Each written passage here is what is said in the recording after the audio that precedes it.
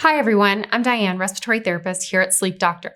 I have over 20 years experience working with sleep medicine and CPAP machines. In this video, I'm going to be reviewing the Philips Respironics DreamWear Full Face Mask. I'm going to walk you through the construction and design of this mask and cover what sets it apart from other full face masks. I'll show you how to properly put this on, and I'll be breaking down the pros and the cons that come with wearing this mask for your CPAP therapy. Full face masks are some of the most commonly worn CPAP masks on the market. And one of the main reasons why is that they give you the flexibility to breathe through your nose or your mouth during the night.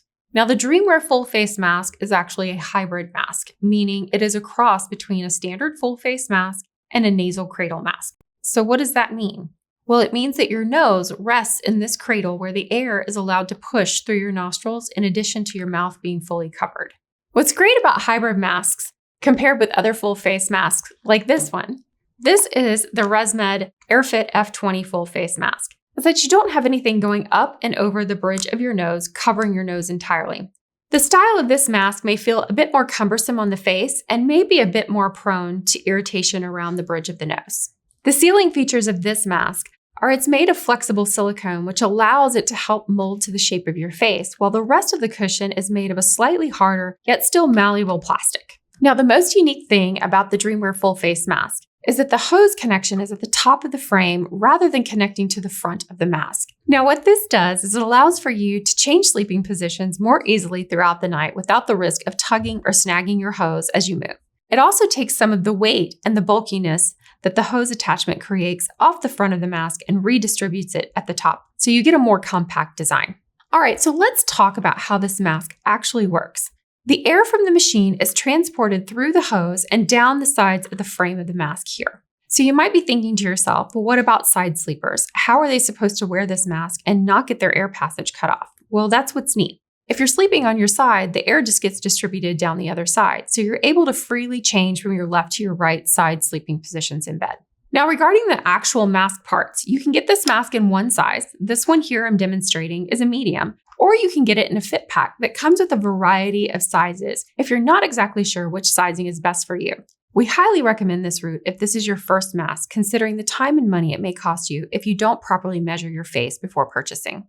Now, a bonus feature with the DreamWear brand is they've made some interchangeable framing that will allow you to convert this mask to different styles. So for example, you could take this nasal cradle attachment from the DreamWear and still be able to use the same frame. The reason that this is cool is that if you try this full face and you end up not liking it for some reason, or you already have the nasal DreamWear cradle mask, you don't have to go and buy a whole new mask system. You can just buy the different attachments, which will save you money in the long run. So before we get into the fit of this mask, you should know we're running a ton of CPAP mask promotions right now over at shop.sleepdoctor.com. We offer both individual as well as fit pack options, so if you're interested in this mask or want to check out any other mask styles, we've left links down below in the description for you to check out. All right, so how do you properly fit this mask on your face? Well, what you're going to do is remove the magnets down at the bottom, and we're going to put the top of the frame in the center of your head at the crown, and then we're going to make sure that the cushion lies underneath your nose, sitting securely. Then we're going to reattach those magnets to the bottom of the frame. You want to make sure the mask is snug, but not super tight on the face. Should just be with your nose sitting here where there's no air leakage, and you can make adjustments in the straps for tightening purposes. So you have straps at the bottom, you also have straps at the top. This frame should lie comfortably at the tops of your cheekbones. One problem that we have noticed with this mask when people try to fit it is they try to pull the back of the frame too far back on their head. It should be sitting in the center at the crown. Okay, so what are the pros of this mask? Obviously, it's a full face mask, so you have the ability to breathe through both your nose and your mouth. This mask is also super durable. Nothing on this mask feels cheaply made, and it's pretty thoughtfully constructed overall, particularly with that interchangeable attachment feature as well as the easy to attach magnetic clips. The flexibility of movement that it allows throughout the night is pretty hard to top compared with other full face masks. It's less cumbersome on the face than the other full face masks due to the hybrid design and the hose connection being placed at the top, so you get this super compact look. It works great for all sleeping positions, including stomach sleepers. And the fact that this mask has a fit pack option is really great too. All right, well, I talked this mask up quite a bit. So what about the cons? Some people say they can hear a subtle hiss of air being pushed through the tubing at night because the actual flow of air is closer to your ears. Now, just to be clear, if you're a CPAP user, you're inevitably going to have to live with some kind of air noise and/or machine noise no matter what. It's just the nature of CPAP therapy. But it's something to consider, especially if you are using higher air pressure settings with this mask.